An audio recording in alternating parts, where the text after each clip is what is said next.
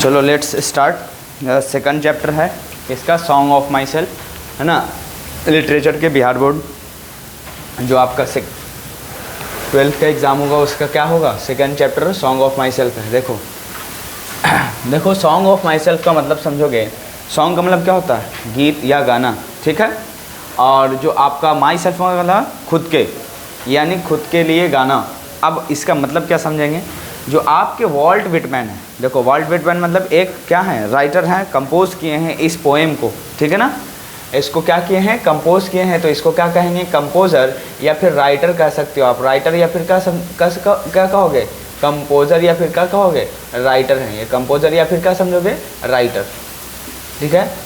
इतनी बातें क्लियर है। अब देखो ये आपको याद रखना कि कहाँ के पोएट हैं, ये जो कवि हैं, पोएट कहो, राइटर कहो या क्या कहोगे, पोएट कहो, ये कहाँ के हैं, इस बात को ध्यान रखने के लिए बताओ। दो चीज़ है जहाँ आपको बस मैं कहूँ वाइट मैन, तो आपको तुरंत स्ट्राइक करना चाहिए कि वाइट मैन तो या तो अमेरिका या फिर क्या होगा, ब्रिटेन वाला होगा।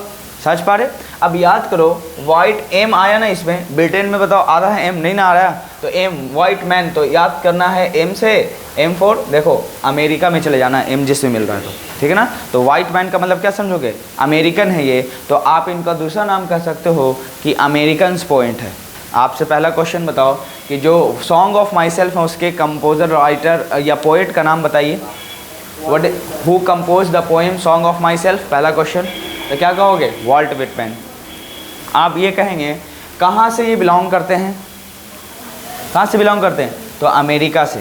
तो आपसे कहेगा बताओ वॉल्ट विटमैन कहाँ के पोएट हैं, अमेरिका के। क्लियर हुआ। चलिए अब आओ, वाइट मैन जो है, वॉल्ट विटमैन, इनका जो बॉर्न होता है 1819 हुआ, बताओ 1819 में, और डेथ कब हुआ है, 1892 में। आपको कुछ नहीं करना, बताओ 1819 है। अब इसको क्या करना, 18 तो एक कंप्लीट रखना है, 91 लिखना, और 9 में एक बढ़ा के यहाँ पे क्या लिखना, 92 याद रखोगे। सिर्फ 18 19 याद रखना, 18 19 तो उसको चेंज कर देना। देखो 18 का 18 रखो, चेंज करो तो 1891 होना चाहिए, लेकिन चेंज न करके एक बढ़ा देना है 1892। याद रखोगे। बॉर्न बताओ, बॉर्न कब हुआ है, 1819, ठीक है ना। और डेथ कब हुआ है, 1892। क्लियर हुआ, कोई डाउट तो इसमें नहीं होगा, पक्का ना। अब चलो, अब देखो आगे चल के हम लोग पढ़ेंगे ये अमेरिका में। आगे हम लोग जब एक प्रोज सेक्शन पढ़ेंगे तो उसमें आई हैव ए ड्रीम एक चैप्टर है, मेरा एक सपना है, उसमें सिविल वार जब हुआ था, ठीक है ना, या अमेरिका में अभी भी देखोगे गोरे काले के बीच थोड़ा भेदभाव होता है कि नहीं होता। भेदभाव समझ रहे क्या होता है भेदभाव, व्हाट इज़ भेदभाव, डिस्क्रिमिनेशन जिसको कहते हो ना, कि मतलब हाँ काला गोरा को देखकर भेदभाव करना कि वो अच्छा नहीं, वो ख़राब नहीं, इस तरह से सोसाइटी में होता है कि नहीं होता। उसी चीज़ पर इन्होंने उस टाइम में ये एक पोएम गाया था जिसका नाम था song of my self. Clear है, कब गाए थे, सिविल वॉर के दौरान। क्लियर है, कोई दिक्कत तो नहीं है। अब देखो वही टाइम था, मतलब वाइट लोग और ब्लैक लोगों के बीच जो मतलब चल रहा था, क्या झगड़ा था ना, कि तुम बड़े मैं छोटा, ये होता है ना, ये छोटा बड़ा का भेदभाव था। उस टाइम में उन्होंने कंपोज किया था इस पोएम को। क्लियर है। लेकिन पूरी ज़िंदगी इनको कोई भी जितना भी पोएम लिखे उतना कोई प्रेफरेंस नहीं दिया। लेकिन जब इनका डेथ हुआ, जब इनके पोएम को लोगों ने पढ़ा, तब लगा कि यस इन्होंने जो बातें लिखा बहुत अच्छी बातें लिखा। हम लोग पोएम में पढ़ेंगे क्या बातें हैं, बहुत अच्छी बातें हैं, या पढ़ने के बाद थॉट्स भी अलग हो जाता कि वाह क्या बात लिखे। यही बात जब मरने के बाद इनको मतलब क्या मिला, रिस्पेक्ट मिला। जब तक ये मतलब ज़िंदा थे इनका कोई रिस्पेक्ट नहीं था। पोएम मतलब पब्लिश भी होता था तो कोई इनका मतलब फ़र्क नहीं पड़ रहा था कि क्या है नहीं, कुछ लोगों को मतलब नहीं था, कोई रिस्पेक्ट नहीं था। लेकिन जब डेथ हुआ तब इनका क्या हुआ, रिस्पेक्ट बढ़ा के इन्होंने अपने पोएम में बहुत अच्छी बातें लिखी। अब देखो, अब आते हैं 1819 में इनका बॉर्न हुआ, 1892 में क्या हुआ, डेथ हुआ। डेथ बताओ, जहाँ बॉर्न वहीं क्या हुआ है, डेथ हुआ है। इतनी बातें क्यों, आपसे कहेंगे कि ये इनको कहा जाता है पीपल्स पोएट। बताओ हु इज़ कॉल्ड या who was called people's poet. आपको आंसर क्या देना है, वॉल्ट विटमैन। दूसरा, वॉल्ट विटमैन कारपेंटर का भी काम किए थे। किसका काम किए थे, कारपेंटर का भी, क्योंकि वो बहुत गरीब फैमिली से बिलोंग करते थे। अपने 12th गरीब पुअर फैमिली, ठीक है ना, पुअर फैमिली से बिलोंग करते थे।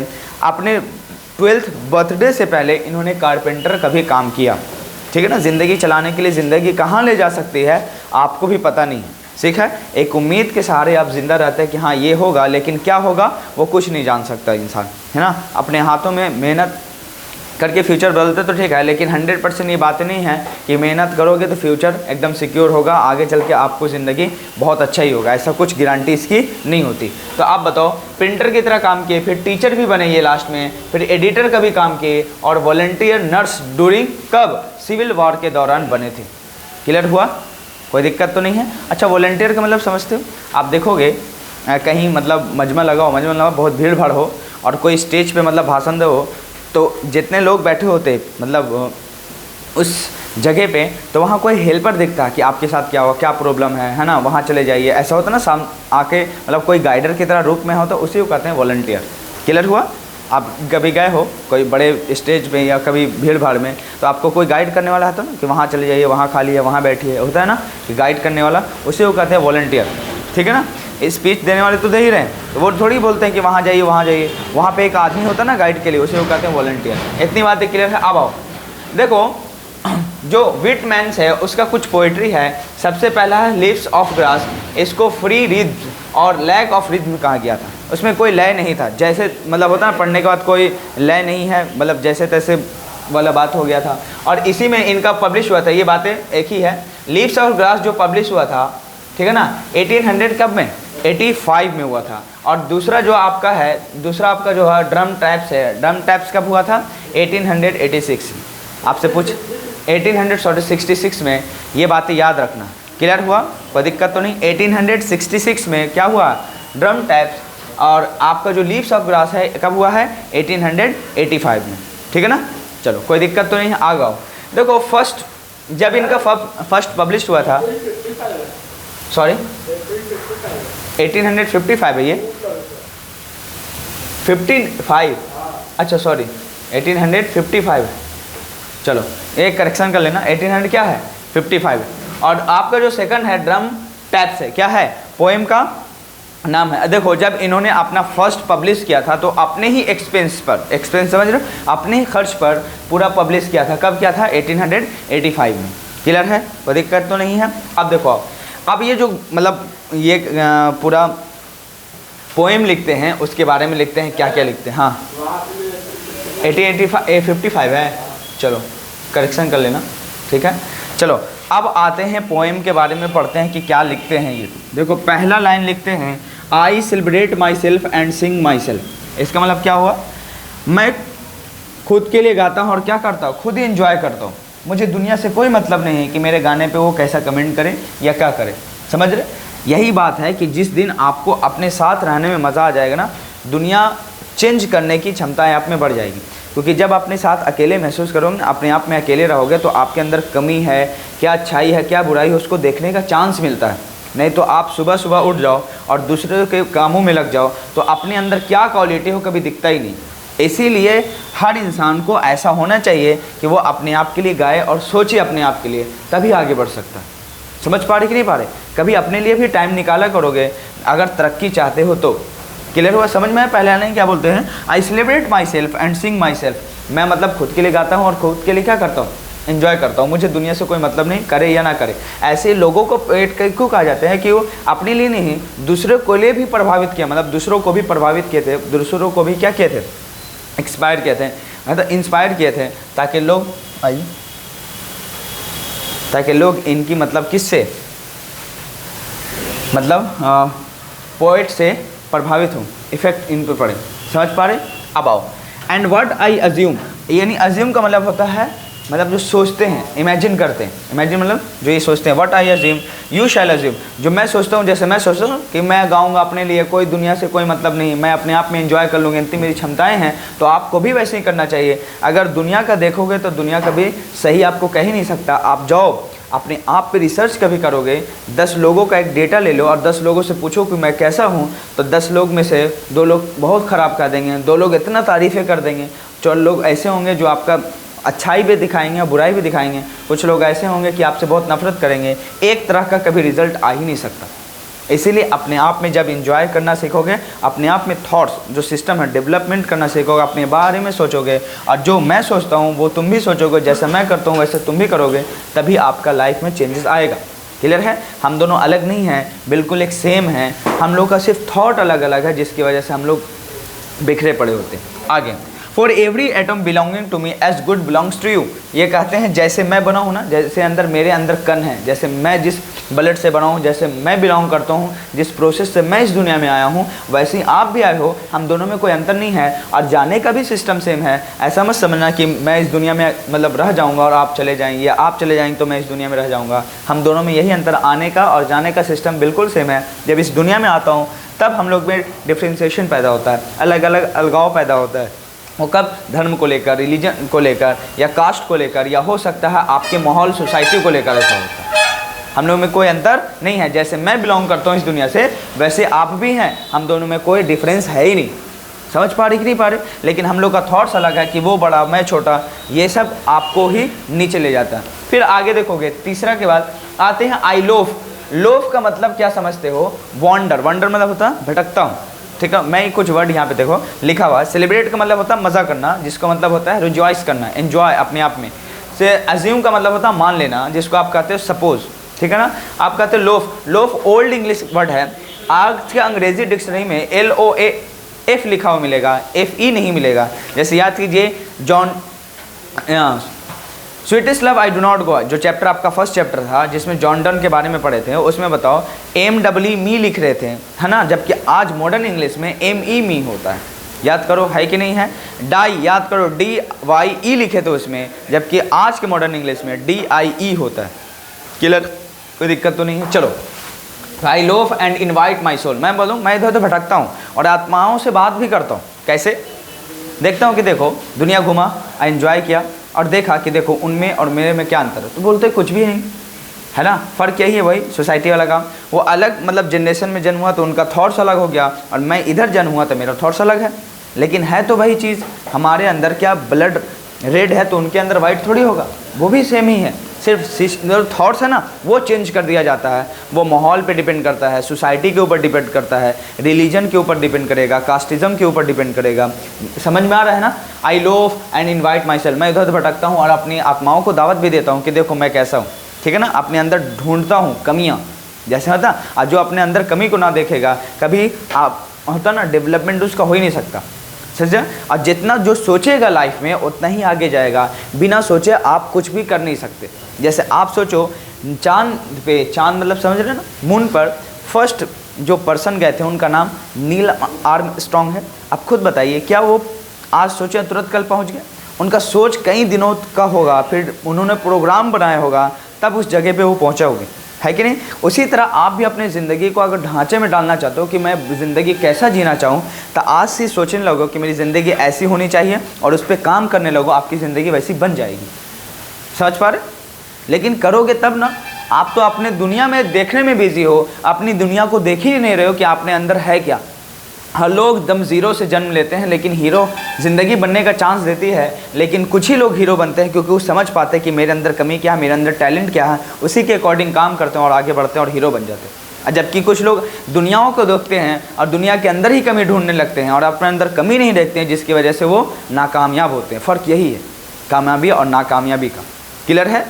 कोई बहुत अच्छे से टाइम का यूटिलाइज़ किया, अपने अंदर कमी को देखो, उसको निखारा और आगे बढ़ा। कुछ लोग दूसरे के कमी को देखें और बस दूसरे के कमी देखते रहे, अपने अंदर कमी नहीं दिखा, तो कभी वो डेवलपमेंट हुआ नहीं उसका और वो ऐसे ही रह गए। इसीलिए आपको अगर तरक्की चाहिए तो आप अपने अंदर कमी को देखना, इधर उधर भटकना ज़रूर देखो, दुनिया देखो और अंदर से लाओ कि ये दुनिया है कैसा और मैं कैसे अपनी ज़िंदगी चाहता हूँ, तभी आप आगे बढ़ सकते हो। वरना ज़िंदगी कभी मतलब आसान नहीं होती, हमेशा आसान उसको बनाना पड़ता, वो भी मेहनत से। इधर उधर भटकोगे, कुछ सीखोगे तब मिलेगा। देखो बहुत गहरी गहरी बातें ये कह रहे, ऐसा नहीं कि पढ़ के निकल गया ख़त्म। इनवाइट माई सोल का मतलब समझ रहे?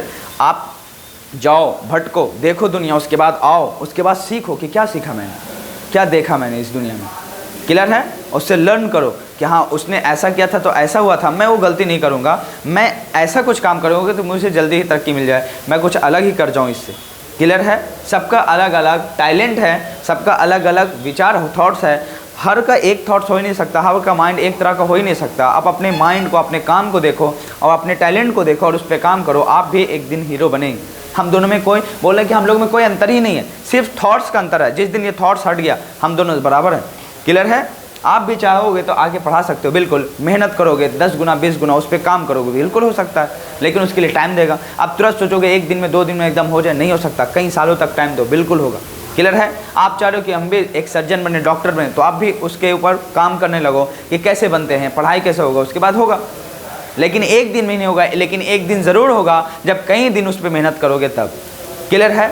अब आओ, I lean and loaf at my ease, मतलब ये कहते हैं ठीक है मैं कभी कभी आराम भी करता हूँ, भटकता भी हूँ। देखो लीन का मतलब होता है आराम कर लेना, टेक रेस्ट कर लेता हूँ, फिर करता हूँ, फिर भटकता हूँ, क्योंकि थकना नहीं है। लाइफ में अगर एक बार कभी कोई नाकामयाब हो जाए तो इसका मतलब उसकी ज़िंदगी ख़त्म नहीं हो जाती, उससे सीखने को उसको मिलता है। क्लियर है कि नहीं? उसके बाद कहते हैं लो फ्लिप, फिर मैं भटकता हूँ, इसका मतलब मैं आराम किया फिर भटका। क्या किया? एट माई एज, मतलब अपने ही मतलब आराम, जैसे मुझे बॉडी चाहती है ना कि बस थक गया हूँ थोड़ा रेस्ट करूँ, तो मैं अपने ही जगह पे आराम कर लेता हूँ। Observing a spear of summer grass, ये कहते हैं देखो स्पीयर का मतलब होता है द नुकीला पार्ट किसी चीज़ का, जैसे हो सकता है ग्रास का, देखो ग्रास लिखा हुआ है तो ग्रास का नुकीला पार्ट। आप कभी जाओ और गर्मी का अगर टाइम हो और घास अगर सूखी पड़ी हो तो उसका नुकीला पार्ट, कभी नंगे पैर घूमना तो उसका नुकीला पार्ट आपको गड़ता है नहीं, चलना तो देखेगा। ऐसा कभी गर्मी का टाइम हो और घास सूख गया हो, सूखा घास हो और उसके ऊपर तुम चलना और नुकीला पार्ट हो, तो देखो जैसे जैसे लोगे तो थोड़ा चुभन महसूस होता है ना, पिंच टाइप का लगता है कि नहीं लगता? आप कभी घूमे होंगे तो लगा होगा। तो वही कहते हैं कि मैं उसको ऑब्जर्व करता हूँ कि देखो एग्जाम में ये हरा था, आज जो सूख गया, अगर इसको हरियाली चाहिए था, अगर है ना स्पीयर, वो कांटा तो बन गया, लेकिन अगर कांटा ना बनता, एक मुलायम ये होना चाहिए, और टूट जाता, चुभता नहीं, तो इसको क्या करना चाहिए? इसको हमेशा अगर पानी दिए रहते तो शायद ये हरा भरा होता। इसके अंदर कमी होने की वजह से ये सूखा है, होता है कि नहीं होता? ये ऑब्जर्व वो कर रहे हैं कि अगर आप भी तरक्की चाह रहे हैं कि एक बार अगर कामयाबी आपको मिल गया तो उस पर काम करते रहना है। ऐसा नहीं कि पीछे भाग जाओगे तो वो ना, कामयाबी जो मिला है ज़्यादा दिन तक आपके पास रह नहीं सकता। जैसे मालूम चला आप लोग में से बहुत मेहनत करने के बाद 12th के बाद फिर 4-5 साल मेहनत किया, मेडिकल साइंस गया, उसके बाद 4-5 साल गया तो डॉक्टरेट के लिया। क्या वो डॉक्टर बनने के बाद अच्छा डॉक्टर हो सकता है? कब? जब वो फील्ड में अच्छा काम करे, कहीं मतलब जितने पेशेंट उसके आए उसको अच्छा से ट्रीटमेंट करें और उसको सक्सेस मिले, तब वो डॉक्टर मिला। अगर मालूम चला 100 लोगों को ट्रीटमेंट किया वो और 90 लोगों को फिर मतलब 100 में 100 लोगों का फिर क्या किया भाई, ट्रीटमेंट किया, अच्छा हो गया, तो क्या फिर से वो कामयाब है? बोलो कामयाबी तो मिला, लेकिन फिर से और कामयाब बने रहने के लिए फिर जैसे जैसे उसके पास पेशेंट आएगा फिर भी उतना ही मेहनत करके फिर से उसको ट्रीटमेंट देना पड़ेगा ताकि वो कंटिन्यूस बना रहे। यानी आप मालूम चला मैं चाह रहा हूँ कि मार्कर हमेशा मेरे हाथों में रहे, तो इसको ऐसे ही रखेंगे। अगर जैसे ये फोर्स मतलब हटेगा, मेरे अंदर एनर्जी खत्म होगी, तो ये गिरेगा कि नहीं गिरेगा? तो वही चाह रहे कि आप भी अगर बने रहते हो किसी कामयाबी पे तो अपने एनर्जी को कम मत करना, हमेशा लगाए रहना उस एनर्जी को, तभी मिल सकता। इसीलिए सीधा सीधा ये कह सकते हैं कि दुनिया का कोई इंसान परमानेंट कामयाब कभी हो ही नहीं सकता, हमेशा सब टेम्परेरी कामयाब है। 10 साल 20 साल 5 साल उस पोस्ट पे रहते हैं, फिर हट जाते हैं, उसके जगह कोई और आ जाता। ऐसा देखोगे पूरी वर्ल्ड आप चारों ओर घूम लो, आप पूरी ज़िंदगी अगर पूरे बिता भी दोगे तो परमानेंट तरक्की किसी को मिलती ही नहीं। 10 साल 5 साल 20 साल जो भी है उस दुनिया में अपना नाम कमाते हैं और चले जाते हैं। ऐसा होता है कि नहीं होता? आप सोचो अपनी ज़िंदगी में आप स्टूडेंट हो तो क्या परमानेंट हो? 5 साल 10 साल 20 साल के बाद चेंज हो जाएगा, फिर और कोई फील्ड में जाओगे, वहाँ कुछ कामयाबी होगा, फिर वहाँ से नाम होगा। ऐसे कर करके कुछ लोग मतलब कमी को देखेंगे और आगे बढ़ते जाएंगे, और कुछ लोग ऐसे ही हैं दूसरे से कुछ होगा नहीं कि आप ये कमी है वो कमी, ये कहीं पे कमी देख भी लो। जैसे देखो मिस्टेक हो गया, 1855 लिखना था, बाई मिस्टेक 1885 लिख दिया, लिखा था कि नहीं लिखा था, तो वहाँ पे देख लेना, होता है। तो इस चीज़ को कमी को नहीं देखना, कमी है तो उसको एलिमिनेट करना और आगे बढ़ने की कोशिश करना, नहीं तो पीछे रह जाओगे। ठीक है, कोई दिक्कत तो नहीं है। चलो अब देखो, अब आओ समर ग्रास। माई टंग मतलब मेरी ज़ुबान, एवरी एटम मतलब इसके अंदर जो भी कण है, मतलब है ना, yes, atom of my blood मतलब मेरे जो ब्लड के इतने कण हैं जैसे बने हैं, फॉर्म्ड फ्रॉम दिस सॉइल मतलब इसी देश की सॉइल, सॉइल मतलब क्या से, मिट्टी से बने हैं, एंड दिस एयर मतलब इस हवाओं से बने हैं, है ना। मतलब my tongue every atom of my blood formed from this soil this air मतलब यहाँ का जो मेरा जिस्म बना है ना, मेरी खून बनी है, सब कहाँ से बनी है? इसी सॉइल से बनी है। सिर्फ मतलब ज़मीन, ज़मीन समझ रहे हैं ना, अर्थ से, मिट्टी से बनी है। और दिस एयर, दिस मतलब इस हवाओं से बनी है। कैसे? अब देखो, अब ऑक्सीजन जिस देश में आप रहते हो वहाँ का ऑक्सीजन ले रहे कि नहीं ले रहे? ले रहे ना। तो बताओ, अगर उस देश में हवाएं बंद हो जाएं तो क्या आपका जिस्म बचेगा? ख़त्म हो जाओगे। अब खुद बताओ, खाना पीना खा रहे हो तो उसी मिट्टी के अनाज जो पैदा होता है वहीं से तो खा रहे हो। अगर वहाँ मिट्टी अगर ना हो, वहाँ का मतलब सोइल ना हो या ख़राब हो, या वहाँ मतलब अनाज ना उपज पाए, तो कभी हो सकता है कि आप ज़िंदा रह पाओ? कब तक रहोगे? 10 साल, 20 साल, 5 साल, बहुत तो रहोगे। 2 महीने में, 3 महीने में ख़त्म। अगर ऑक्सीजन रुक गया तब तो तुरंत 5 मिनट में साफ आदमी हो जाएगा। क्लियर है? तो आप उस देश की हमेशा क्या करना है? शुक्र अदा करना है जिस देश में तुम हो, क्योंकि उस जगह का तुम खा पी रहे हो, उसी जगह का तुम हवाएं ले रहे। समझ पा रही कि नहीं? तो इससे मतलब रिलेट आप कर सकते हो कि आप अपने माँ बाप का भी क्या करोगे? शुक्र अदा करोगे, क्योंकि उनकी मेहनत से आप कमाई खा रहे हो, उन्हीं से आप बने हो। आपका जिस्म आज है तो उनकी वजहों से। आज भी देखोगे जैसे जैसे आप जवान हो रहेगा, आपका जिस्म तंदुरुस्त हो रहा है, तो आपके माँ बाप बूढ़े हो रहे होंगे, ओल्ड हो रहे हैं। होता है कि नहीं होता? क्लियर है? इस बात को ध्यान रखना कि अपने कंट्री का भी क्या करते हैं? शुक्र अदा करते हैं। किन लोगों के लिए? उन लोगों के लिए जो ये भेदभाव पैदा करते हैं कि हम दोनों क्या हैं? अलग अलग हैं। कुछ ऐसा अलग है नहीं, सिर्फ लोगों ने ऐसा बना दिया। आप कब बनाए हैं? देखो, फिर कहते हैं देखो, ऐसा नहीं है कि मैं यहाँ डायरेक्ट आ गया हूँ, मेरा जन्म डायरेक्ट हो गया। मेरे जो हैं बॉर्न हेयर ऑफ पेरेंट्स, मतलब जो पेरेंट्स यहाँ जन्म हुआ है, born hair from parents of the same, मतलब जो जब मेरे पेरेंट्स का जिस प्रोसेस से जन्म हुआ है उसी प्रोसेस से उनके भी पेरेंट्स का जन्म हुआ है, और उनके भी पेरेंट्स का जन्म उसी प्रोसेस से हुआ है जैसे होता आया। यानी हम लोग जैसे जन्म लिए हैं, जन्म लेने का प्रोसेस मेरे माता पिता के भी वैसे ही था, मेरे माता पिता से मेरे दादा दादी का भी था, और दादा से परदादे का उससे भी आगे वैसे ही प्रोसेस है। आज भी कोई प्रोसेस आने का इस दुनिया में चेंज नहीं हुआ है, जैसे आते हैं बिल्कुल वैसे ही, कोई चेंजेस नहीं है। तो जब बताओ हम दोनों में आने का प्रोसेस चेंज नहीं है, तो दुनिया में आने के बाद ये चेंज कैसे हो जाता है? समझ रहे कि नहीं समझ रहे? आगे आई नाउ, मैं अब 37 years old in perfect health begin, मतलब इनका ये जो सॉन्ग ऑफ माई सेल्फ के जो पोएट हैं वॉल्ट विटमैन कहते हैं कि मैं नाउ 37 ईयर्स ओल्ड, मैं कितने साल का हूँ? 37 ईयर्स, 37 साल का हूँ। इन परफेक्ट हेल्थ बिगिन, और मेरा जो हेल्थ है बिल्कुल क्या है?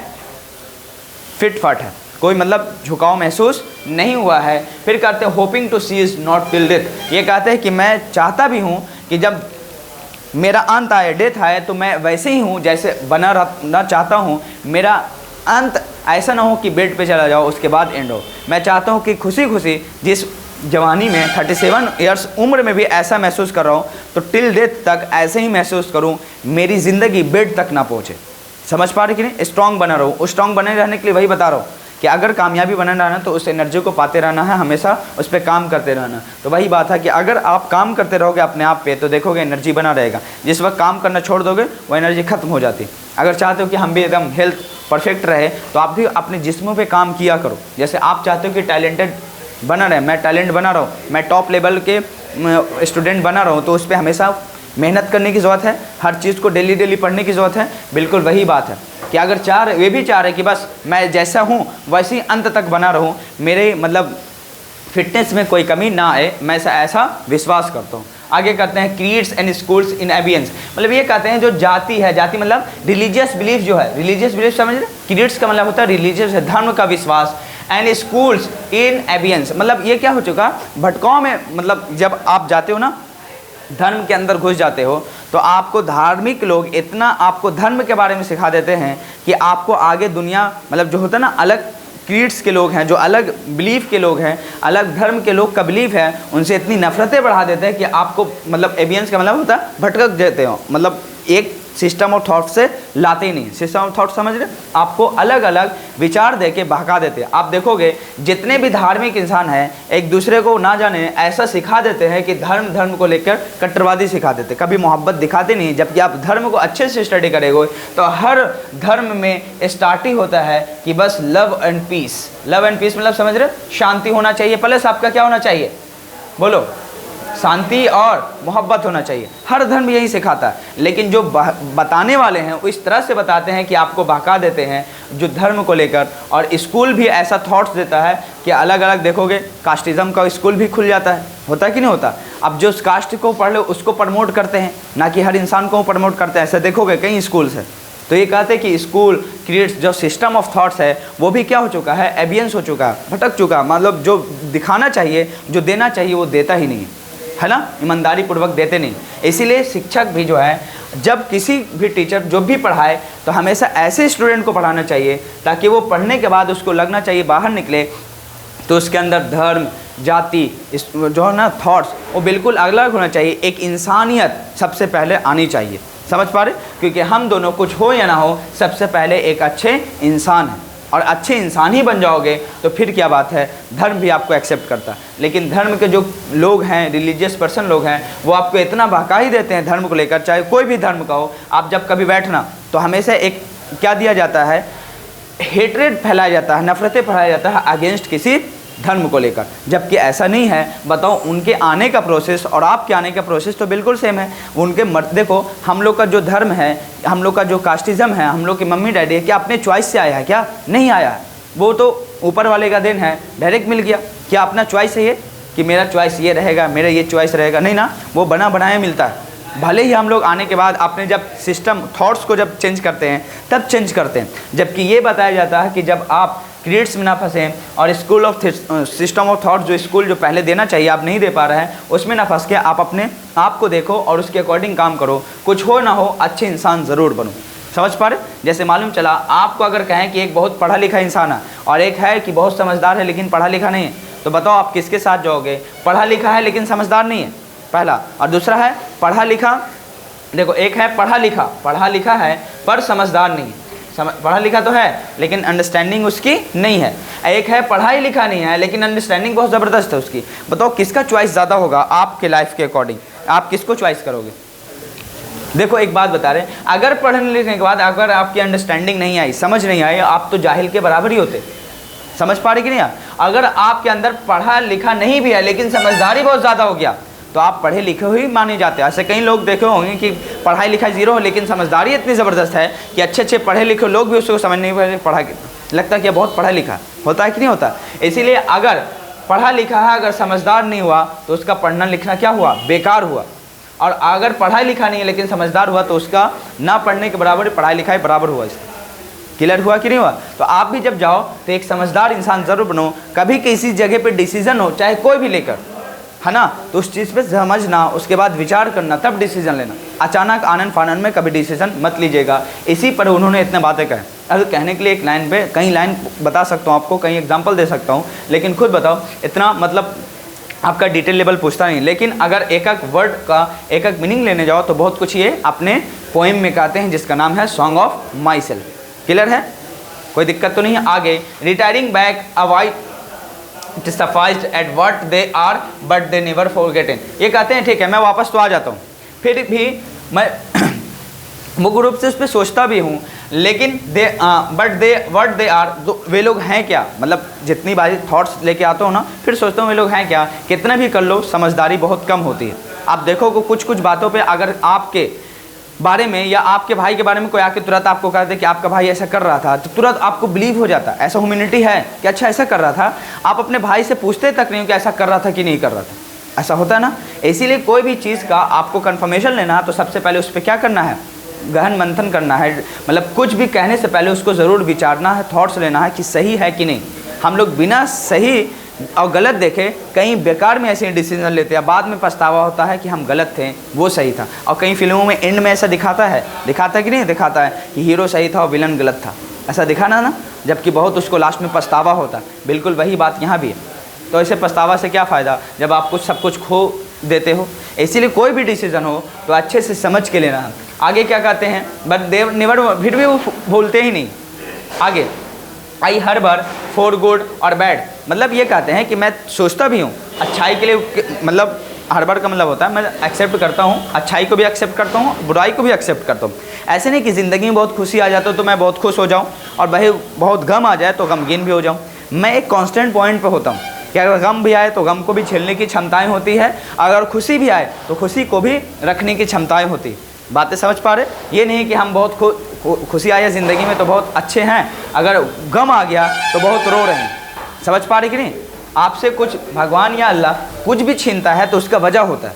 समझ पा रहे? जैसे मालूम चला किसी के पास करोड़ों रुपया था और हो सकता है आगे चल के वो भिखारी बन जाए, 0 रुपये हो जाए, तो इसका कुछ ना कुछ वजह बनता है, क्यों हुआ उसके पीछे रीज़न होता है।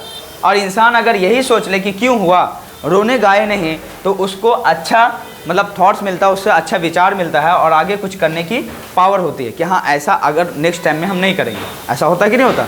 आप कभी भी कोई भी चीज़ हो उसमें कुछ ना कुछ वजह ज़रूर होता है, उस वजह को ज़रूर ढूंढना और अच्छा को भी एक्सेप्ट करने की ताकत रखना है और बुरा को भी एक्सेप्ट करने की ताकत रखना है। यानी कि बुराई आए तो दम रोने लगे कि अब क्या मतलब बहुत बैड सिचुएशन आ गया, और खुश आ गया तो सब बुराई को भूल गए, सब गम को भूल गए। ये गम और अच्छाई मतलब गम भी है और गम के साथ खुशी, ये दोनों आपकी ज़िंदगी का पार्ट है। आप कितने भी अमीर हो जाओगे, आपकी ज़िंदगी में खुशी के साथ साथ गम ज़रूर आएगा। आप कितने भी गरीब होंगे तो भी होगा, खुशी भी आएगा और गम भी आएगा, ऐसा नहीं हो सकता कि नहीं आएगा। फिर कहते हैं I permit to speak at every hazard, मैं हर मोमेंट पे अपने आप को मतलब परमिट करता हूँ बोलने की। हज़ार्ड मतलब क्या होता है? डेंजर चीज़ों पे, डेंजर समझ रहे, यानी जो बुरा है उस पर भी अच्छाई, उसको देख कर सोसाइटी में मेरे अंदर इतनी क्षमता है कि मैं अपने आप को क्या करूँ, देख कर बोलूँ कि समाज में सोसाइटी में गलत हो रहा है। समझ पा रहे ना? उसमें क्या करता हूँ, परमिट देता हूँ। आगे परमिट मतलब अलाउ करता हूँ, है ना, कि मैं अपने आप को बोलूँ कि हाँ ये गलत है और ये क्या है, सही है, हर मोमेंट पे। एवरी हज़ार्ड, हर मतलब हज़ार्ड का मतलब समझे, हज़ार्ड का मतलब क्या हुआ, डेंजर, हर डेंजर चीज़ों पे। मतलब आप देखोगे कभी कभी ऐसा होता है कि सोसाइटी में कुछ बड़े लोग बहुत गलत कर रहे हैं लेकिन गरीब लोग कुछ नहीं बोल रहा, लेकिन इन्हें कह रहे कि नहीं ऐसा नहीं हो सकता, मेरे अंदर इतनी क्षमता है कि मैं हर चीज़ों पे क्या कर सकता हूँ, बोल सकता हूँ क्या गलत है और क्या सही है। लेकिन अगर वही बात है, अगर कभी भी समाज में बुरे लोग और बुरे हो रहे हैं या क्राइम बढ़ रहा है, इसका मतलब जो शरीफ लोग हैं वो चुप हैं। अगर जिस दिन शरीफ लोग भी बोलने लगेंगे, ऑटोमेटिक वो जड़ से ख़त्म हो जाएगी बुराई। बुराई बढ़ने की वजह क्या होता है, शरीफ लोग शराफत की वजह से चुप होते हैं। अगर बोलने लगेंगे तो ऑटोमेटिक ना खराब मतलब बंद होगा। जैसे मालूम चला आप यहाँ से आ रहे हो, अचानक एक पेड़ एक दिन दिख गया आपको कि यहाँ से क्या हो गया, उगा है, तो बताओ आते जाते रहोगे, कहोगे छोड़ो छोटा ही है, एक दिन ये आपके लिए क्या बनेगा, डेंजर बनेगा कि नहीं बनेगा, रास्ता ही ब्लॉक कर देगा। इसीलिए जब भी छोटी छोटी प्रॉब्लम देखो तो उसको तुरंत सॉल्व करने की क्या करोगे, क्षमताएं रखो। या कभी भी गलत हो और समाज में बहुत छोटा है, अभी बड़ा नहीं हुआ है, तो तुरंत उसको बंद करने की क्षमताएं रखना। अगर नहीं करोगे तो एक दिन बहुत बड़ा क्या बनेगा, प्रॉब्लम बनेगा, समस्या आपका बनेगा। क्लियर हो रहा है कि नहीं हो रहा? आगे देखो, लास्ट में है nature without check with original energy. जैसे बताओ नेचर समझते हो ना, आपका जो प्राकृतिक है बिना चेक किए जैसे चल रहा है बिल्कुल वैसे ही दुनिया चलाती है। ऐसा तो नहीं है कि मतलब वो कास्ट है तो उसको ज़्यादा ऑक्सीजन मिलेगा, ये कास्ट है तो इसको कम मिलेगा। एक तरह का मौसम होता है सबके लिए, एक तरह का ऑक्सीजन चलाया जाता है, एक तरह का सबके लिए होता है कि नहीं होता। हर कुछ नेचर वही है, बिना कुछ चेक किए हमेशा अपने जैसे ही है वैसे ही चलती रहती है एनर्जी के साथ, कभी उसमें चेंजेस नहीं आता है। तो आपको भी अपने मतलब ज़िंदगी में एक तरह से चलना है, ना कि खुशी आए तो बहुत ऊपर पे चले जाना और गम आए तो बहुत नीचे पे झुक जाना है, ठीक है ना। एक कांस्टेंट पॉइंट, ज़्यादा खुश भी नहीं और ज़्यादा गम भी नहीं। गम आए तो भी मतलब क्षमताएं होनी चाहिए और खुशी आए तो भी आपको उसको सहने की क्षमता होनी चाहिए, ठीक है। तो we will study objective questions of on this session, है ना। इस सेशन में मैं ऑब्जेक्टिव क्वेश्चन लगाऊंगा और फिर समरी करवाऊंगा। समझ में आ गया? कोई दिक्कत तो नहीं है? तो चलो अब इसको आप लोग कॉपी कर लेना, ठीक है।